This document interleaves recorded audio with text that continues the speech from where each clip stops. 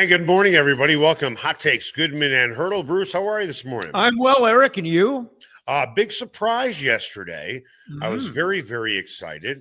Are you into the Star Wars stuff at all? I don't think that you are. No. So not into the Marvel comic things, not into the Star. That's just kind of not my jam. So Mandy, out of the blue, said to me last night, what do you think about watching all of the Star Wars movies in order? I'm like, oh, wow. Like the ceiling opened and the light came down. I'm like, all right. She's too good for you. We have some plans when we have nothing going on. Which is so often that you guys have nothing going on, right? Well, no, and I agree. Just like you and Sarah always have something going on. But I was like, oh wow, this is great. Because it's kind of like binge watching of something you really want to binge watch. I've got something for you. Yeah. And it's not, I mean, you're not going to wake up and be like, wow, no kidding, Haertl. But the quarterback series is damn good.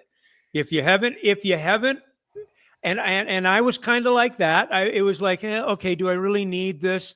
But I ended up watching the first season, just finished the second season last night. Yeah. Pretty damn well done. Yeah. Peyton Manning and Patrick Mahomes, interestingly, are the two key producers of this series, and it's very well done. You get some good behind the curtains kind of stuff from these guys. It really personalizes the quarterbacks that they're. It's good. It's pretty good. So, I mean, there's a duh moment for you here. Well, I'll tell you what I just started. Was how Peyton has Peyton's Places. Yes. I started watching Subban's Places, which is all about hockey, PK Subban. Right. Yep. Which to me is fascinating as well. I mean, I think he's an interesting dude, man. I like him a lot. Yeah. All right. Anyway, I want to tell you about Roller Auction. Tomorrow, there is a police evidence auction featuring computers, tools, jewelry, cell phones, televisions, cameras, watches, printers, toys, and more. Get what you want at the price you want today at Roller Auction. They're the leader in Colorado auctions for over 45 years. Online bidding has started already for this great auction for police evidence. And don't forget to go to rollerauction.com to check out upcoming auctions. Get what you want again at the price you want today at a Roller Auction. Time now for the lead. The lead is presented by Smokin' Dave's Barbecue. It is not just the best barbecue in town, it is one of the best restaurants in town. You can find Smokin' Dave's Barbecue off 36th and Pecos. Talked about maybe some of the laziest type of sports talk radio you can do is list radio, or give me a top 10 list, give me a top 5 list. Well, I'm not suggesting we're lazy, but hey, why not dig into this latest one? ESPN surveyed league executives, coaches, and scouts to rank the top 10 quarterbacks in the NFL. Bo Nix, number 17, behind Kyler Murray, who was ranked 12th. And then it was Brock Purdy, Dak Prescott, Aaron Rodgers, Tua Tagovailoa, and then Nix. Would you put Nix behind all of these guys, some of these guys, none of these guys today? Well, I certainly wouldn't put him behind Kyler Murray. Yeah. And no, from a standpoint of execution and fit, Brock Purdy works out pretty well in San Francisco with Kyle Shanahan, obviously. That's a really good fit, and there's been plenty of production to go along with it. I'm not so sure that anyone else in that group are guys that I would put ahead of Bo Nix if I were to do that. I don't like lists because they tend to be very linear and one-dimensional. There's a lot of nuance in what makes a great quarterback. A lot of it has to do with who he's paired with in terms of a quarterback coach, an offensive coordinator, a head coach, all of these things that go with it. I know this, in terms of QBR, over the last 12 games of the season last year, Bo Nix was a top 10 quarterback in the NFL. That's a statistical fact. Right. Now, is he a top 10 quarterback in the NFL? For the sake of arguing a list, maybe he's right around there. Maybe he's a few spots below it. Maybe you've got to put previous the way that players have played and their experience and the way that they've produced ahead of him. He's only a second-year player.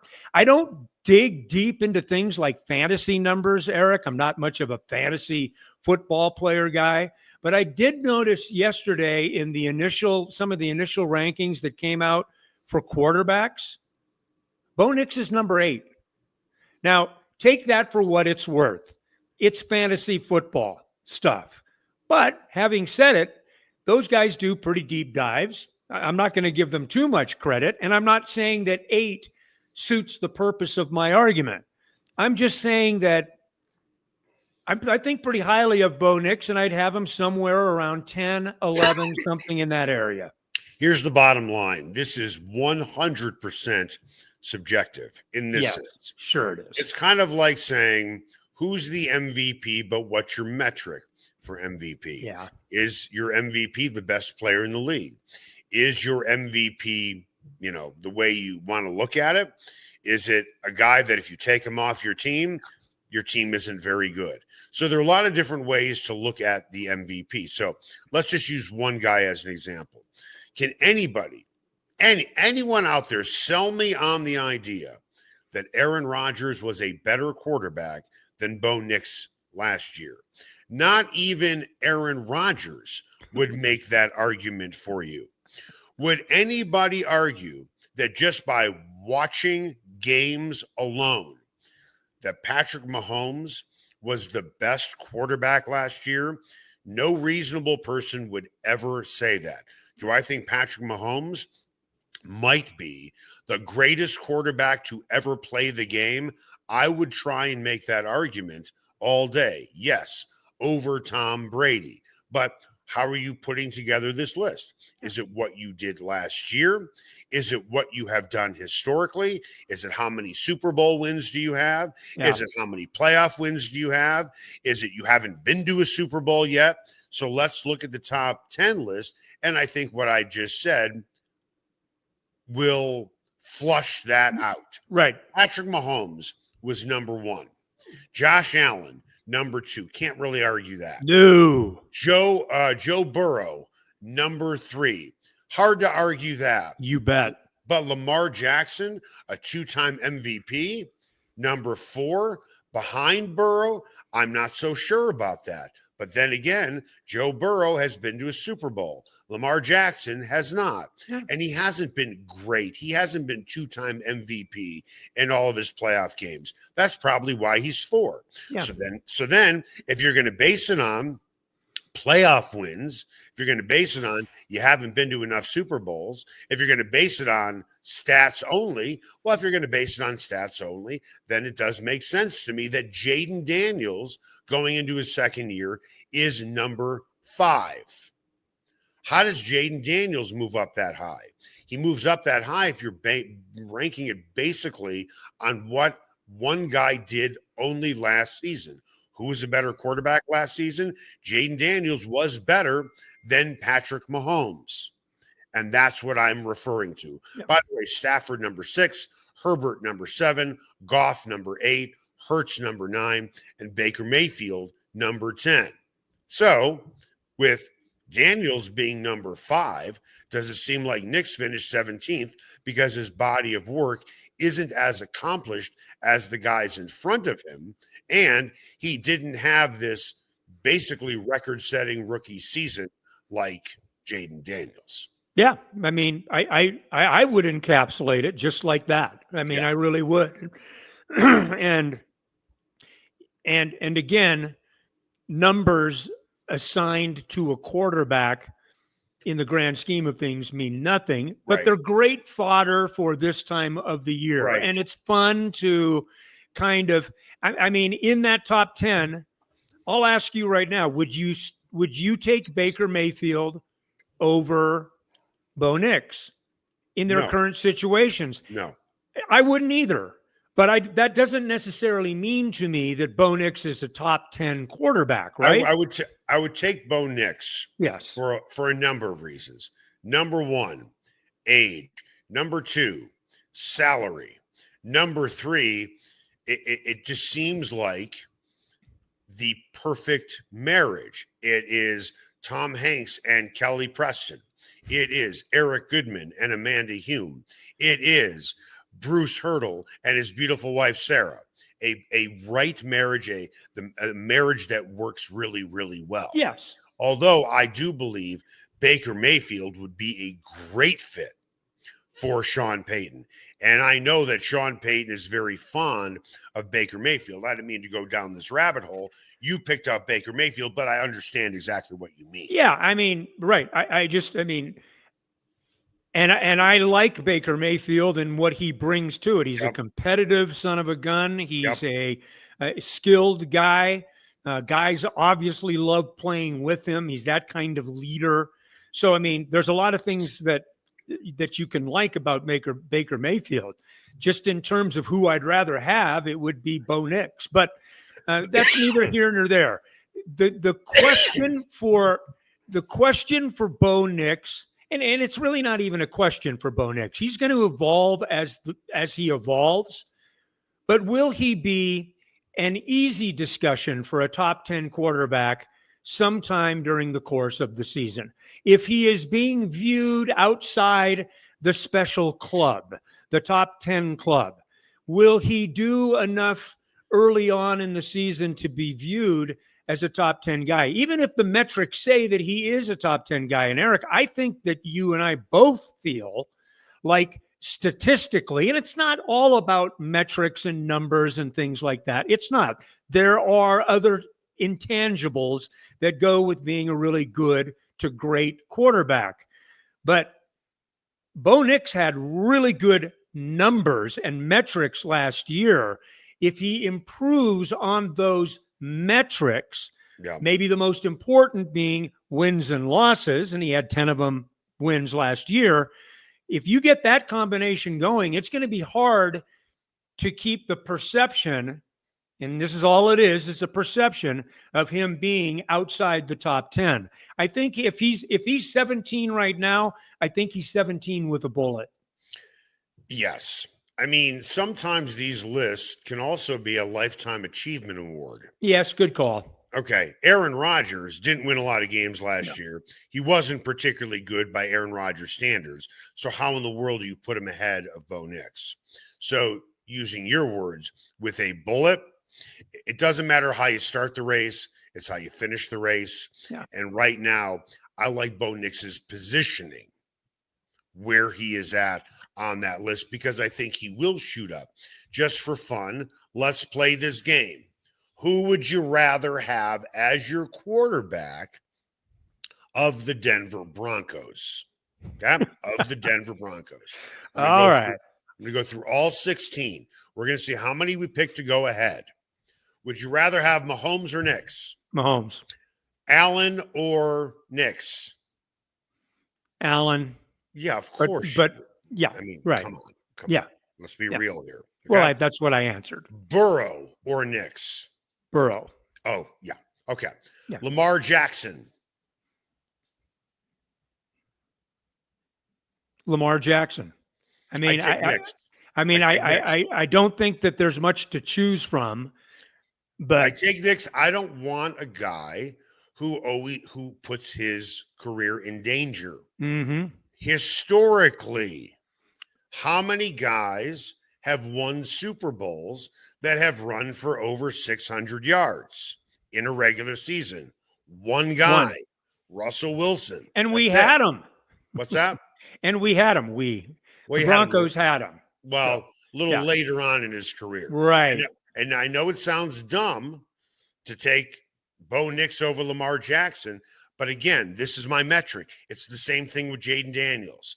I don't want a guy running for 800 yards. Right. Because I don't know if he's going to make it. Okay. So those are my two. I'd take Nix over. I know that I'd get a lot of pushback on that. That's okay. I understand that Lamar Jackson has won 2 MVPs. Stafford or Nix? Nix. Herbert or Nix? That one to me is a little bit more difficult. I love Justin Herbert. I'm going to go with a push on that one. Okay. And that's not to be namby-pamby. I just don't think there's much to choose from between those two guys. Excuse me for a second. I need to sneeze. Wasn't that exciting? Wow, Hurt. that was fantastic. Congratulations. Well done. Usually it's 2 or 3. With hard work, I thought I could get out that sneeze more quickly. Goff or Nix? Well, if you give me Goff's weapons, but I mean, I'll it sounds ridiculous, but I think I'll stay with Bo Nix on that one. Hurts. I really will. Hurts. I like Jalen Hurts. I'm not as crazy about him as you. But I like Bo Nix. I think I'm okay with Bo Nix there. I think basically what you're saying is there might be 5 guys you'd rather have over Bo Nix. Yeah. Roughly. We don't need to go through the entire list. Right. Okay? Yeah. With that, do you think Nix is going to be a fixture in the top 10 2-3 years from now? Yes. Yeah. I think barring some kind of injury that keeps him out for extended periods of time and stunts his growth and his elevation, his evolution, I don't see how he still has a great ceiling. I mean, I don't want to be sounding like Garrett Bowles here. Yep. But I do believe that there's a scratching of the surface effect with Bo Nix. And I think that the intrigue now is if you've got 2 position groups all of a sudden that can be fruitful in their production, how does this offense look? And how does it look with Bo Nix running it? Yeah. I mean, they could take quantum. Could it be a quantum leap that they take forward? Yep. I mean, if they do, then it's the changes and the respect will be self-evident for Bo Nix. Right. I mean, generally speaking, again, you can make an argument against what I am saying. Sometimes where you are drafted becomes a scarlet letter for the rest of your life. It could be a good thing. It could be a bad thing. But if you're drafted high, you're going to get a lot of criticism if you're not good, but you also might get the benefit of the doubt. Patrick Mahomes was a top 15 pick, right? Right. Yep. Okay. Josh Allen was what, 6th? Does that sound about right? Yeah. Okay. Yeah. Burrow, number 1. Lamar Jackson. Is Burrow ahead of Lamar Jackson because Burrow is considered to be the better quarterback? Because he was number 1 and Lamar Jackson wasn't. Jaden Daniels was number 2. Matt Stafford was number 1. Justin Herbert was what, 1 or 2? Yeah. Jared Goff was number 1. Baker Mayfield was number 1. Right. That's an interesting list of a lot of, top 6 picks. Yeah, sure is.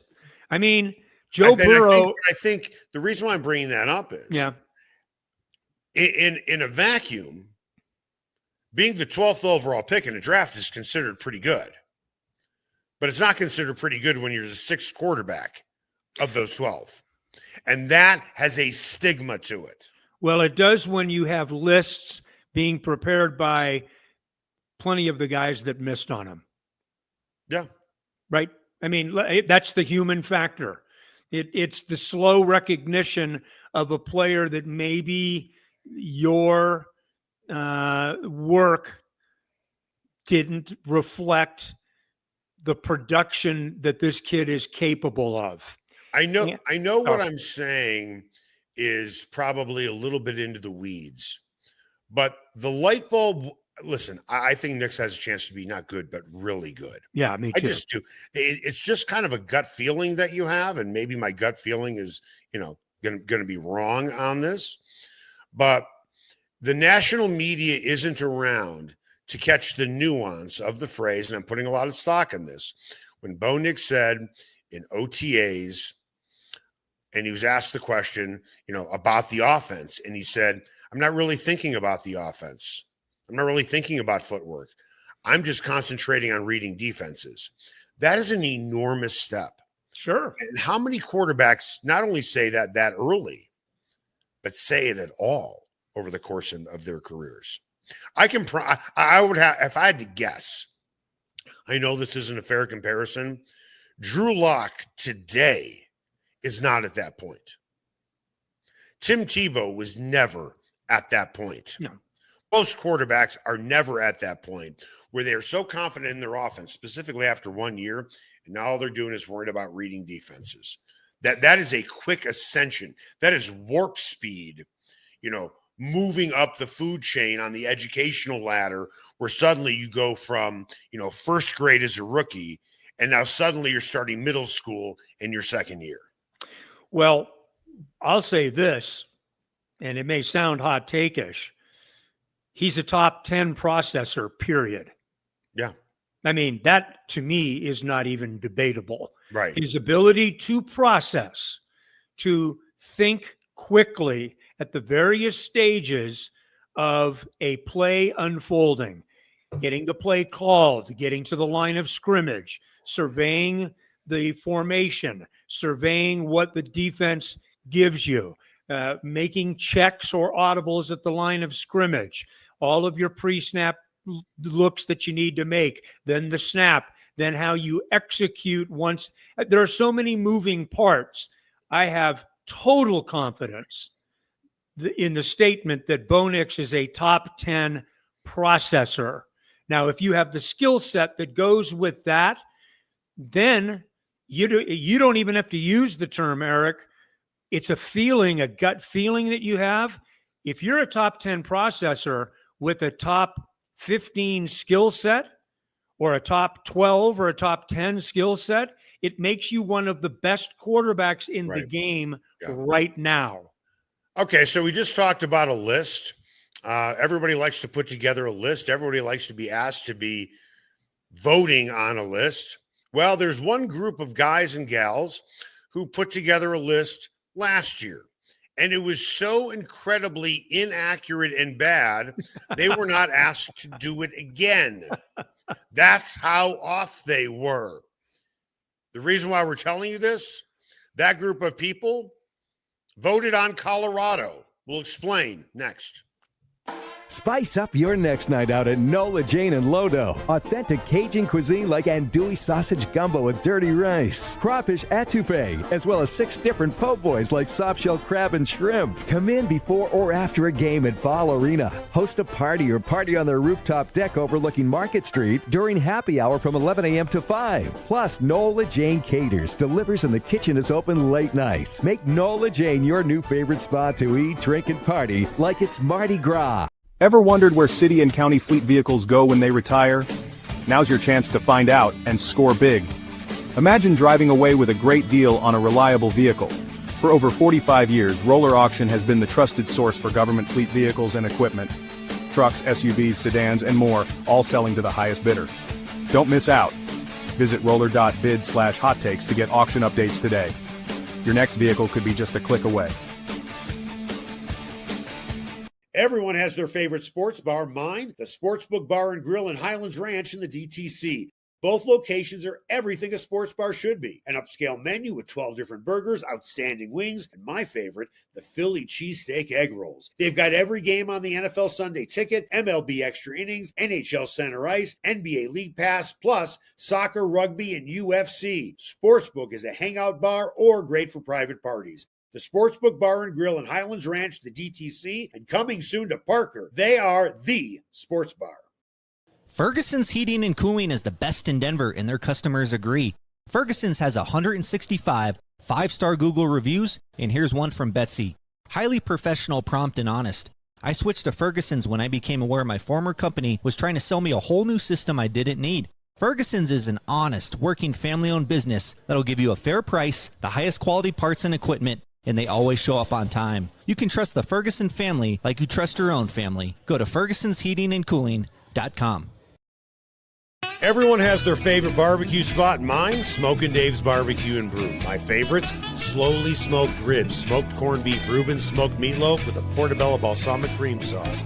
Don't forget about Smokin' Dave's 16-hour smoked brisket and pork with one of their 4 homemade barbecue sauces. Great sides, you bet. Barbecue beans made with pork and brisket and their southern corn bake. Man, you got to try it. Plus, they have amazing non-barbecue entrees on the menu.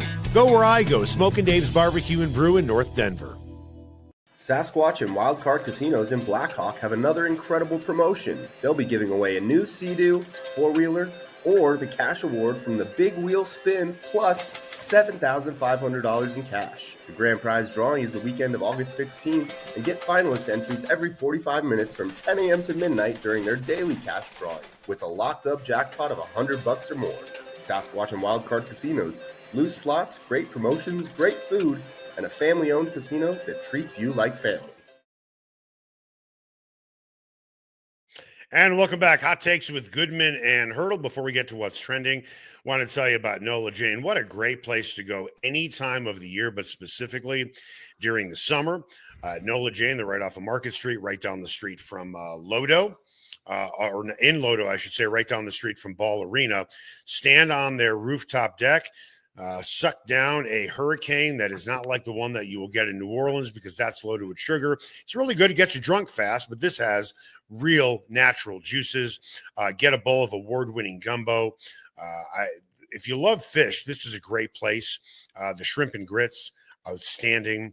The blackened catfish over dirty rice, love that. I like to put some crawfish etouffee over that. You like po' boys? They have a gator sausage po' boy. The debris is an absolute classic. Great time, great food, great location. Nola Jane, go check them out off of Market Street. Time now for What's Trending. What's Trending is presented by Nola Jane in the heart of Lodo. No one does Cajun cuisine better than Nola Jane. Go see why their award-winning menu is the best in town.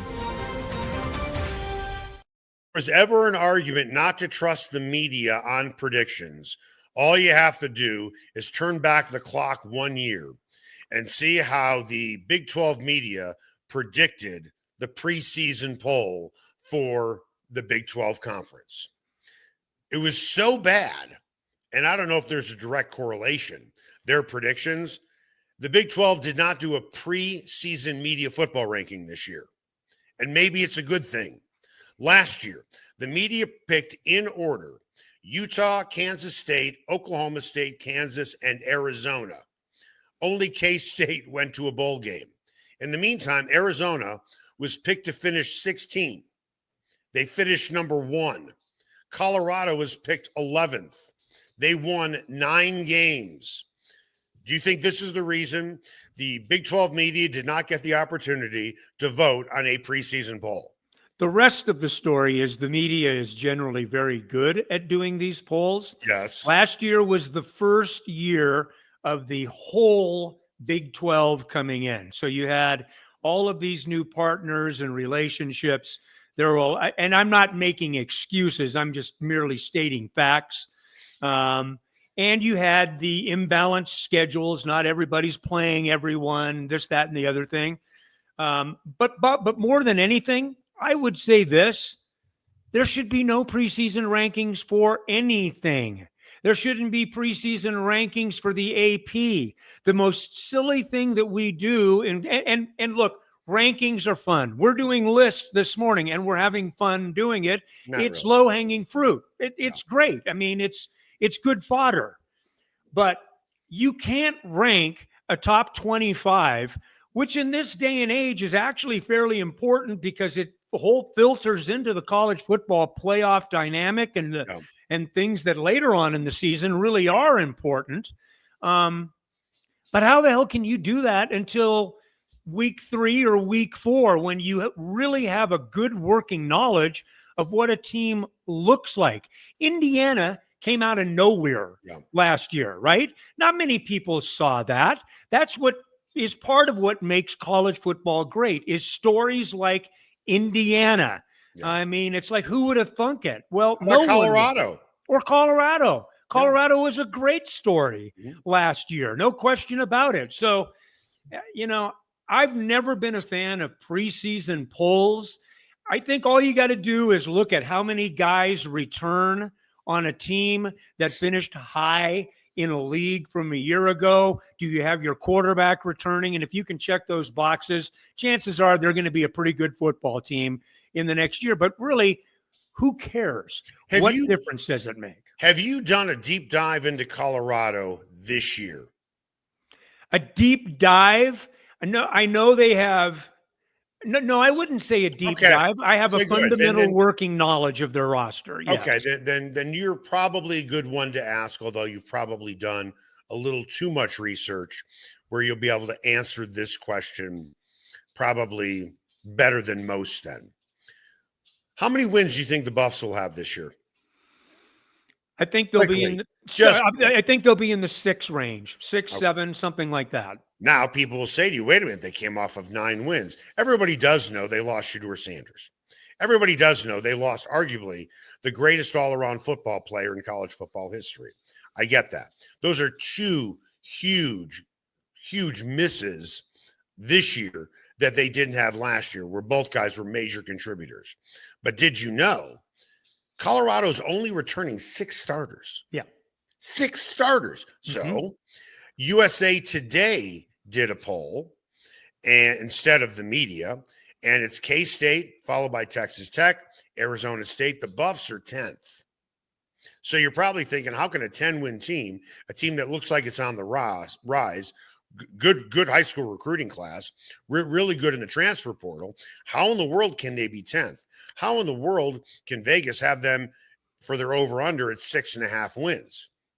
I talked to somebody yesterday inside the program who's at all the practices, not a media guy. And I said, what do you think about this season? I said, what would be a really good season for them in terms of wins? And he said, if they can get 7 wins, that would be an accomplishment because of no Shedeur, no Travis Hunter, 6 returning starters, an offense that's going to look completely different than it did last year. If Salter is the guy who starts, and that's the anticipation, would you agree? Yes. It is like, I'm trying to think. It's kind of like going from Peyton, and I'm not suggesting it's the same guy. It's kind of, in terms of how the offense is going to look, it's kind of like a pocket quarterback versus a guy who plays like Tim Tebow. That's how different it's going to look. Salter is not a big-time thrower. No. He did put up yards. He's a running quarterback. Yes. That's what he does. It's going to look completely different. Completely different. So 7 wins, I think that would be pretty good for them, considering they have 6 returning starters. That is it. Being picked 10th fits their chip on the shoulder approach to things. It's perfect for Deion Sanders. Yep. Prime can do his prime kind of thing. So if I'm CU fan, I don't give a damn what anyone thinks. I've got the proof of last year in my pocket, and we move forward. Now, what's the proof? The proof is 9 wins. But here's the deal. Hold on. No, you hold on for a second. Here's the deal. The schedule is much more difficult. Yes. Much more difficult. And there are things that you cannot count on. You can't count on Utah having another Utah-like season Losing that their they had quarterback a year for the ago. year? You mean losing their quarterback for the year? Yeah, but you need to look at what Utah's program has been for the last 6-7 years. Right. They've done it at an extremely high level. Oklahoma State has done it at an extremely high level. They had historically bad seasons a year ago. Is the league going to be better? I think it could be. I think it could be a couple of notches better, just if those 2 teams show up a little bit. So you got to be careful in that regard.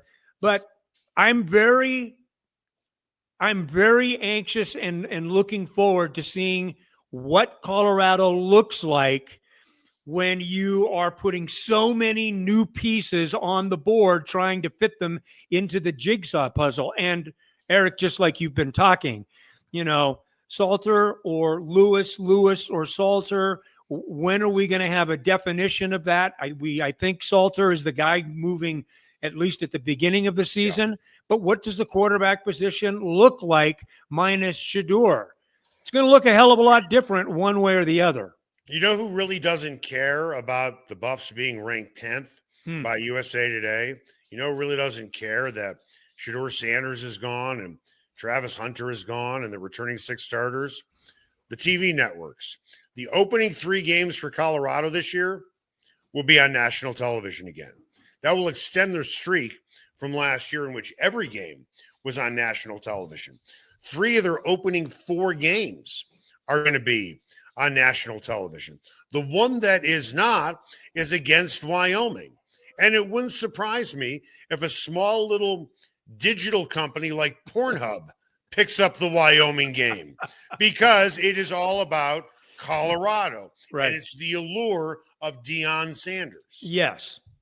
Is it really about Colorado, or is it really about Deion Sanders? It's about Deion Sanders. Yeah, it is. It's about Deion Sanders. And you know what? That's the prime effect. That's what you want, right? All of a sudden, no Shedeur, no Travis Hunter, no big deal, because Deion Sanders is still there. And the overriding curiosity of this incredible personality is the big factor in that. So good for Colorado, good for Deion Sanders, and hopefully good for the program. I mean, if they can hold serve this year and get and refurbish that foundation, what we're going to find out eventually, Eric, don't you think, is the wisdom of the portal, and not just about you can use the portal. Everyone's using the portal. It's how you use the portal and how extensively you use the portal, because I don't think that we have that information yet. How much is continuity a really important thing, even at the college football level? Or can you mix and match every year effectively to a point where you can compete for a conference championship and the college football playoff? Because that's what they're in business for, period. I wanted to make this point today, but a friend of ours, Gary Barnett, who I talked to yesterday, amongst many people yesterday, kind of not talked me off the ledge on this, but said, you know, Eric, I don't know if I would necessarily go down this road. And this road is right in your wheelhouse.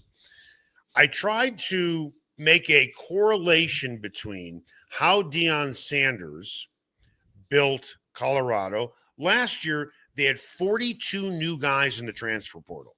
42 new guys. This year, and that was a record last year. This year, it's down to 30 because the high school class is more robust, for lack of a better phrase. With that, the correlation I tried to make was Bill Snyder at Kansas State built his program, or brought in a lot of JUCO guys. In the early years, without question. That's how he did it. So if you're bringing in JUCO guys, really what's the difference between bringing in JUCO guys and guys in the transfer portal? You're still bringing in new guys, right? You're still having a lot of turnover. But and you covered this team. I can't believe I'm saying this. Even though that, you know, Gary was around for the building of K-State, you had your boots on the ground every day. Yes. I was there from 92 to 94. But you were part of the K-State network, so you have a vast knowledge of this. I'm not asking you to correct Gary when I ask you this question, but what Gary said to me was the difference between Bill Snyder stocking his team with JUCO transfers early on, like Deion, stocking his team with guys in the transfer portal. Gary said to me, Bill Snyder was filling holes. I need a guy here, I'll go get a JUCO guy there. I need a guy here, I'll get a guy there. He said that's the difference between him and Deion. Deion is reshaping his entire team. Yes. Bill was plug and play. Oh, I need a quarterback, I'll go down to Hutch JUCO and I'll pick this guy out. Oh, I need a safety, I'll get this guy. That's not the way Deion's doing it. Is that a fair assessment? Yes, that is a right on assessment. Coach was always, when I say coach, I'm talking about Bill Snyder, was very deliberate. He didn't just cast a wide net and bring everything in and then figure it out. He looked very clinically about where they needed help and then went after it with guys that had been recruited, guys that they knew. Kansas State was helped very much by not very difficult or stringent entrance, admission requirements. Yeah. How you could recruit and bring players in was a lot different then. You could do a lot more with that, and K-State used it very aggressively and very effectively. But there was, Coach, as well, there was never a moment where there wasn't method to the madness at Kansas State. Right. Bill Snyder had his finger and his thought process in every move that program made every single day, period. Well, as I was wrapping up my conversation with Gary, and he does obviously know a lot about K-State football program. He coached Colorado, right? Yep. I said, well, you had a great gift that I did not have. And my radio partner and my podcast partner, Bruce Haertl, did not have, because both of us covered K-State. I said, Gary, you had the good fortune of not having to sit through the doubleheader press conference of Bill Snyder and Dana Altman, because watching that press conference was like this. It was like this. Ready? You would just fall asleep. I refer to Bill and Dana as a combo as medium melatonin. It would just knock you out. Yeah. Yes.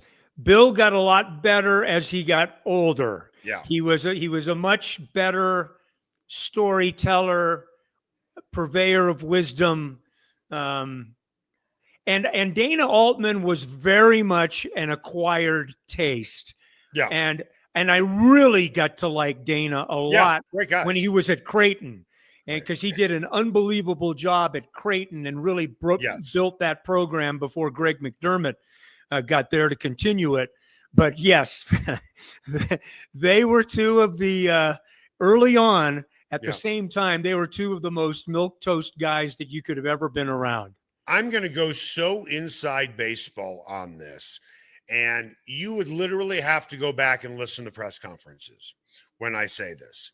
But I remember this very, very well. When you worked in Wichita, did you ever edit tape at all? Now, I usually had someone to edit tape, but yeah, on occasion, yes. Okay, big time. So I mean, that's just how it worked. Well, you were the main guy. You okay, and I mean this in all sincerity. What you were to Wichita television is what Les and Ron Zappolo and Tom Green are to Denver sports television, because you spend so much time there. That's a compliment. Well, even I, working in Topeka, Kansas, had no idea who you were in Wichita. But people in Wichita did. But what I was going to say is, and I know we're running long on the podcast, but I'm having fun. I hope you're having fun. And we'll just extend it for another minute. But I want you to think about something.